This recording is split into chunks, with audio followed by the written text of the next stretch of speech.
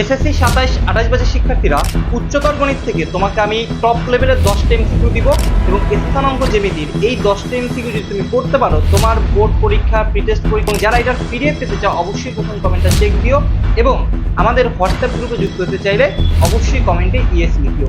তো চলো আমরা দেখে আসি যে কিভাবে এই এমসিকিউগুলো সলভ করতে হবে। তো প্রথম এমসিকিউ যেটা রয়েছে ভাইয়া সেটা আমরা যদি সলভ করতে চাই, দেখো এখানে বলেছে 10x plus 15y plus 30 সরলরেখাটির y অক্ষের ছেদকের পরিমাণ কত।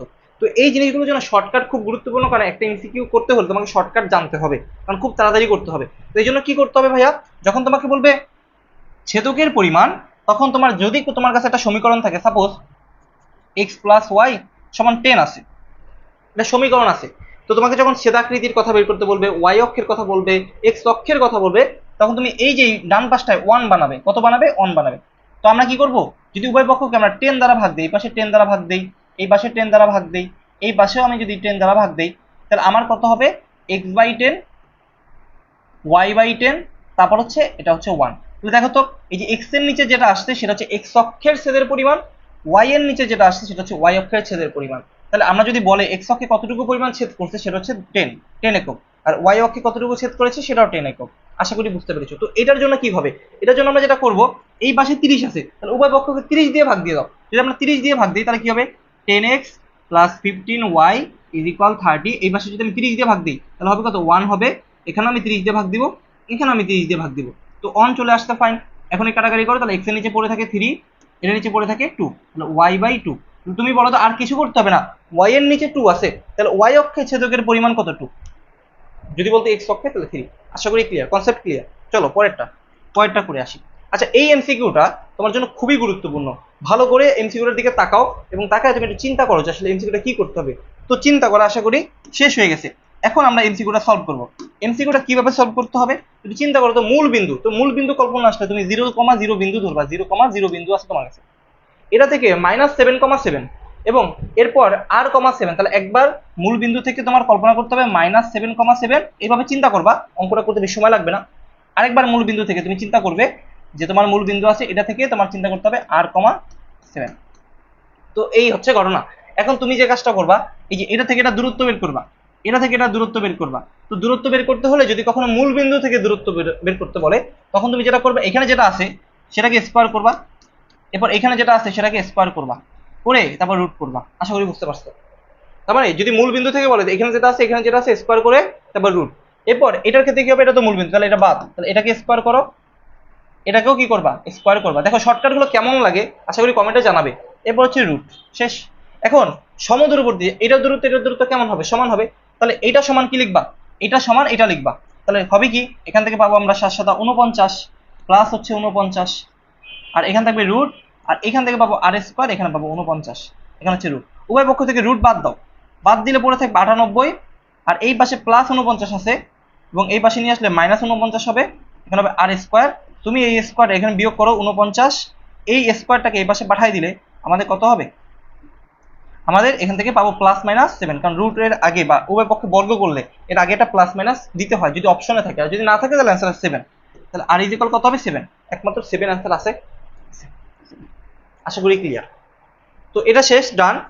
এরপরে এই যে তুমি একটা এমসিকিউ দেখতে পাচ্ছ, ক্ষেত্রফল স্থানাঙ্ক জ্যামিতি থেকে তুমি একটা মানে প্রশ্ন যদি পাও সেটা হচ্ছে ক্ষেত্রফল নিয়ে পাবে, এবং এই ক্ষেত্রফলটা প্রায় সময় পরীক্ষায় আসে এবং প্রশ্ন যদি একটু হার্ড হয় বা কঠিন হয়, কারণ এই এমসিকিউটা করতে তোমার 2 মিনিট সময় চলে যাবে। তাহলে এমন এমসিকিউ তোমাকে দিতে চাইবে যাতে করে তোমার এমসিকিউতে সময় চলে যায়।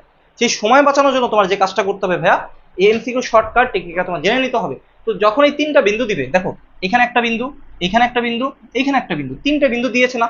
যখন 3টা বিন্দু দিবে তুমি সুন্দর করে লিখবা 5,4, তারপর হচ্ছে গিয়ে -3,2, তারপর হচ্ছে 3,3, এই যে লিখে ফেললাম। এখন তোমাকে ক্ষেত্রফল বের করতে হবে। গতানুগতিক যে সূত্র রয়েছে সেটা করতে গেলে প্রায় অনেক সময় চলে যাবে। তো তুমি যে কাজটা করবা, যে কোনো একটা বিন্দুকে, এখান থেকে যে কোনো একটা বিন্দুকে তুমি 0 বানানোর ট্রাই করবা। 0, এটাকে বলা শূন্য নিয়ম। কি নিয়ম? শূন্য নিয়ম।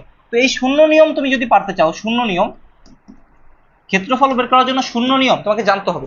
তো এই জন্য যে কোনো বিন্দুকে তুমি কি বানাবা? 0 বানাবে। এখানে -3 আছে, এই -3 সাথে আমি যদি এরকম করি +3 করি, তাহলে কি হবে?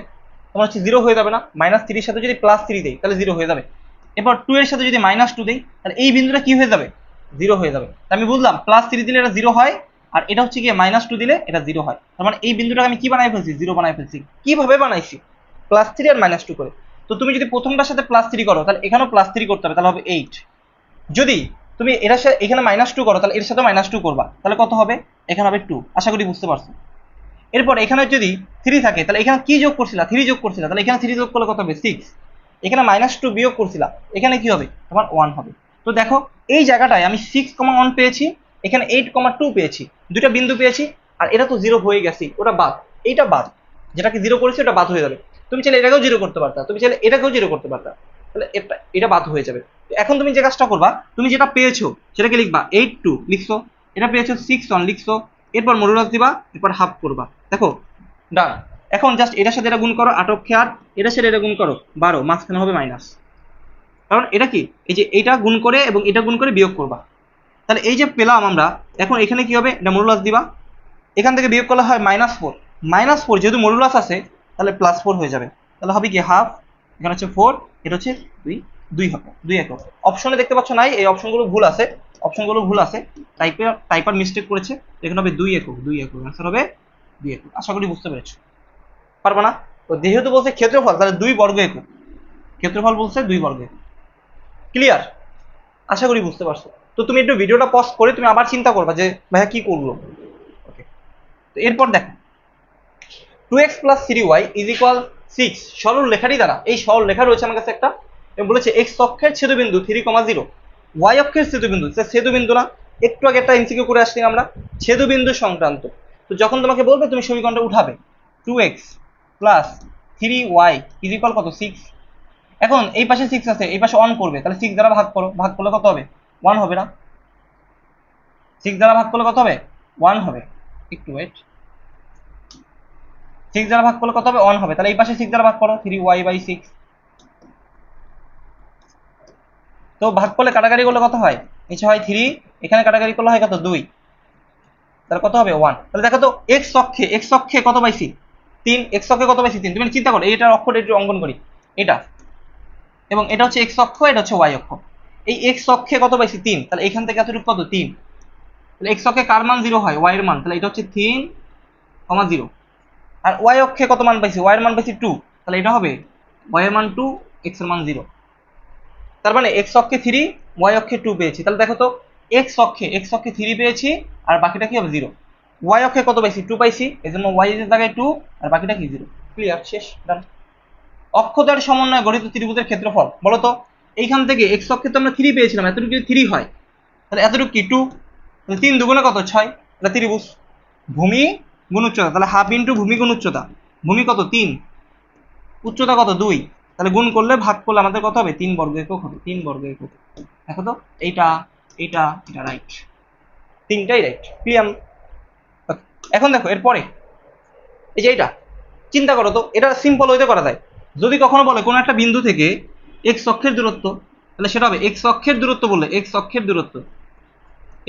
দূরত্ব সেটা হবে y এর সমান, কিসের সমান, y এর সমান। যদি বলে y অক্ষের দূরত্ব, তাহলে সে হবে কি x এর সমান, তাহলে x অক্ষের দূরত্ব এটা y এর সমান, মানে 4 এর সমান। যদি এখানে -4 থাকতো তাহলে কিন্তু +4ই হইতো, বুঝতে পারছো, কারণ দূরত্ব কখন নেগেটিভ হয় না। অনেক সময় দেখবা কি বলবে কি, এই যে তোমাকে বলে দিল 3,-4 সমান বিন্দু থেকে x অক্ষের দূরত্ব কত, x অক্ষের দূরত্ব কত, x অক্ষের দূরত্ব কার সমান হবে, y এর সমান হবে। তাহলে -4 হওয়ার কথা ছিল, কিন্তু -4 হবে না কেন, কারণ এর আগে মাইনাস আছে, দূরত্ব কখনো মাইনাস হয় না, মাইনাস থাকলেও সেটা হয়ে যাবে কি, প্লাস হবে। অপশনে মাইনাস থাকবে, তার মানে তুমি ওইটা ভুলে দেখায়ও না। ক্লিয়ার আসে। এরপর ভাইয়া এখানে কি বলছে, 3টা বিন্দু দিয়ে বলছে রেখার ঢাল কত। 3টা বিন্দু দিয়ে যখন তোমাকে রেখার ঢাল বের করতে বলবে, তুমি যে কাজটা করবা, প্রথম 2টার ঢাল বের করবা আগে। প্রথম 2টার ঢাল কিভাবে বের করতে হয়, দেখো প্রথম 2টার ঢাল তুমি যেভাবে বের করবা, এই যে এটা থেকে এটা বিয়োগ করবা, মানে এটা থেকে এটা, এটা থেকে এটা, তাহলে 2, 2, তারপর হচ্ছে -1 নিচে, এই যে x, এটা থেকে এটা বিয়োগ করবা, 2 - 1। ক্লিয়ার। এরপর এটা শেষ। এরপরে তুমি করবা কি, এইটার ঢাল বের করবা, এটার মানে প্রথম এবি পরে বিসি। তাহলে এরপর কি করবা, এটা থেকে এটাকে বিয়োগ করবা, 2 থেকে 2 বিয়োগ, তাহলে 2 থেকে 2 মাইনাস। এরপর তুমি কি করবে, এটা থেকে এটা বিয়োগ, -2 মাইনাস, তারপর হচ্ছে গিয়ে 2। ক্লিয়ার। এখন তোমার যে কাজটা করতে হবে, এখানে আসার পর এখানে হবে কত 2 মাইনাস মাইনাস, এখানে হবে প্লাস, তাহলে হবে 3, আর নিচে হবে কত 1। তাহলে এখান থেকে আমি কত পাচ্ছি এবি রেখাটা, ও আচ্ছা এবি রেখাটা বের করতে বলছে, তাহলে আমার এত কিছু করার দরকার নাই, শুধু এবিটা বের করবো। যদি সমরেখা বলতো তাহলে এটা করতাম।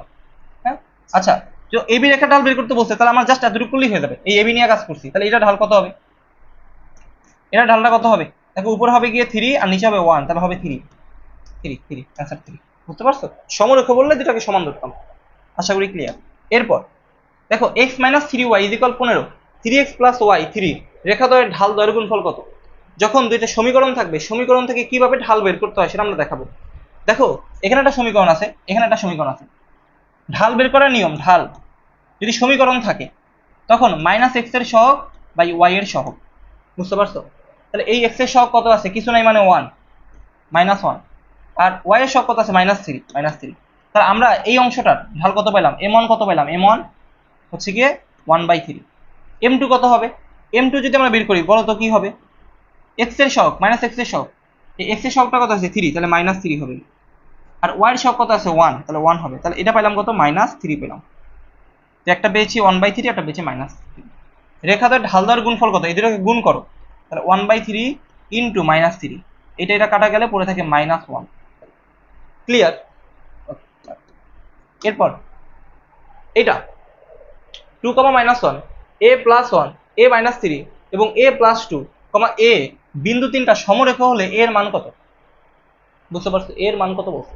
তো তুমি সমরেখা এইমাত্র করাইছিলাম, কি করবা, সমরেখা হলে এই দুইটার ঢাল এবং এই দুইটার ঢাল কি হবে, সমান হবে। বুঝতে পারছো, তাহলে এটা ঢাল কিভাবে বের করবো, এটা থেকে এটা বিয়োগ করো, বিয়োগ করলে কি হবে, a মাইনাস 3 মাইনাস -1। হ্যাঁ তুমি চাইলে +1 লিখতে পারো একসাথে। এটা থেকে আবার এটা বিয়োগ করো, a প্লাস 1 -2 সমান। এরপর কি করবা, এখানে এটা করা শেষ, এটা করা শেষ, এই পাশেরটা কি করবা তুমি, এটা থেকে এটাকে বিয়োগ করো। আমরা যদি বিয়োগ করি তাহলে কি হবে, a মাইনাস, এখানে তো একটা মাইনাস হবে, তো এরপর কি -3। এরপর এটা থেকে এটাকে বিয়োগ করো, তাহলে কি হবে, a plus 2 minus a plus 1। নিয়ম, হ্যাঁ আমি সূত্র লিখি নাই, সূত্র ছাড়াই তোমাকে বুঝাচ্ছি যে কিভাবে করতে হবে। এটা থেকে এটা বিয়োগ, এটা থেকে এটা বিয়োগ। এখন ভিডিওটা পজ করবা লাগলে। তো এইখানে কি পড়ে থাকে, এটা মাইনাস মাইনাস প্লাস হয়, তাহলে উপরে খেয়াল করো, এখানে -3, এখানে +1, -3 +1 মানে হবে কি -2। এখানে কত হবে, a -1, ওকে -2 থেকে 1 চলে যাবে। এইখানে কি হবে ভাইয়া, a মাইনাস a, এটা মাইনাস মাইনাস +3, এখানে কি হবে, a প্লাস 2 মাইনাস a -1। এতটুকু শেষ, সিম্পল হয়। একটু চিন্তা করো, এরপর এটা ফার্স্ট করতে হবে, এটা বাদ, এখানে আছে a -2, এখানে হচ্ছে a -1, এখানে আছে 3, এখান থেকে কি পড়ে থাকবে, এটা বাদ, তাহলে পড়ে থাকে কি আমাদের 2 - 1 মানে হচ্ছে 1। এই তো সিম্পল ওয়ে। এখন তুমি চিন্তা করবা কি, পরের লাইন, এটার সাথে এটা গুণ, এটার সাথে এটা গুণ, তাহলে পড়ে থাকবে কি a -2 এই পাশে, আর এটার সাথে এটা গুণ করলে হবে a -1 × 3। তো এর পরের লাইন, তো তুমি a -2 লিখলা, এটার সাথে এটা গুণ করো 3a -3। সংখ্যাগুলোকে এক পাশে নাও, তুমি যদি এক পাশে নাও 3 এটাকে ওই পাশে নাও, তো আমি কি করলাম, 3 এর সাথে এটাকে নিলাম, আর +3টাকে -3টাকে এই পাশে বাড়াইলাম, তাহলে -2 + 3। তো আমাদের কত হলো, এখান থেকে 1, এখান থেকে আমাদের পড়ে থাকে 2a, তো এখান থেকে কত হবে, 2টাকে এই পাশে বাড়াই দিলে 1/2 সমান a সমান 1/2। কিছু করার নাই, এটা এভাবে করতে হবে, একটু ফাস্ট করতে হবে, বুঝে। বুঝতে পারছো, এর মানটাকে বের করছি আমরা দুইটা।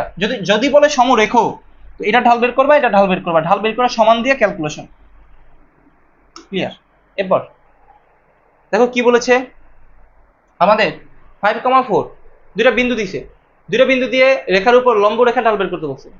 তো আগে লম্ব রেখা ঢাল বের করার পরের কথা হচ্ছে, লম্ব রেখা ঢাল বললে মনে রাখবা m1 × m2 = -1, মানে দুইটার ঢালের গুণফল। লম্ব রেখার ঢাল বললে আমাদের মনে রাখতে হবে যে এটা হবে -1, মানে দুইটা ঢালের গুণফল হচ্ছে -1। তাহলে আমাদের এখন যে কাজ করতে হবে, এখানে তো দুটো বিন্দু দেওয়া আছে, একটা ঢাল বের করবো আমরা। তো ঢাল বের করতে হলে কি করতে হবে, বিন্দু দেওয়া থাকলে এটা থেকে এটা বিয়োগ 7 - 4, এরপর এটা থেকে এটা বিয়োগ 3 - 5। Okay fine. উপরে কত পড়ে থাকে 3, নিচে কত পড়ে থাকে -2।